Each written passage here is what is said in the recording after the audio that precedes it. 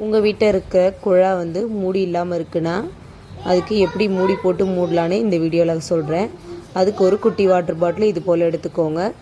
நான் கட் பண்ணி எடுத்துருக்கேன் பாருங்கள். இது போல் கட் பண்ணி எடுத்துக்கோங்க. லென்த் எவ்வளோ இருக்குன்னு பார்த்து அதுக்கேற்ற அளவு கட் பண்ணிக்கோங்க.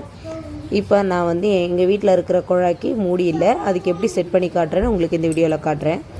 இப்போ வந்து இது எவ்வளோ லென்த் இருக்குதுன்னு பார்க்கலாம். அந்த அளவுக்கு தான் கட் பண்ணணும். இப்போ பாருங்கள், தண்ணி எவ்வளோ வேஸ்ட்டாக போகுது பாருங்கள். இது குழாய்க்கு மூடி இல்லாததுனால இது வந்து கொஞ்சம் லென்த் அதிகமாக இருக்குது. அதனால் இன்னும் கொஞ்சம் கட் பண்ணி எடுத்துக்கலாம். கட் பண்ணதுக்கப்புறமா கரெக்டாக இருக்குது.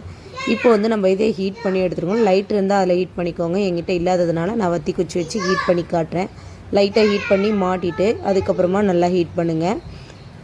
இது ஃபுல்லாக வந்து இதில் நல்லா செட் ஆகணும், அந்த அளவுக்கு ஹீட் பண்ணணும்.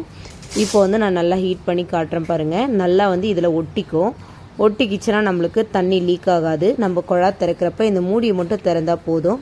தண்ணி வரப்போ திறந்து யூஸ் பண்ணிக்கலாம். மறுபடியும் இந்த மூடி போட்டு மூடி வச்சுக்கலாம். இதனால் பூச்சி எதுவும் உள்ளே போகாது. நம்மளும் சேஃபாக பயம் இல்லாமல் இருக்கலாம். இப்போ நல்லா செட் ஆகிடுச்சு. இப்போ இந்த மூடி போட்டு நான் மூடி காட்டுறேன் பாருங்கள். அவ்வளோதான். நம்ம குழாவில் தண்ணி வந்துச்சுன்னா ஆட்டோமேட்டிக் இது திறந்து யூஸ் பண்ணிக்கலாம். வீடியோ பிடிச்சிருந்தால் லைக் பண்ணுங்கள். ஃப்ரெண்ட்ஸ் அண்ட் ஃபேமிலிக்கு ஷேர் பண்ணுங்கள். தேங்க்யூ.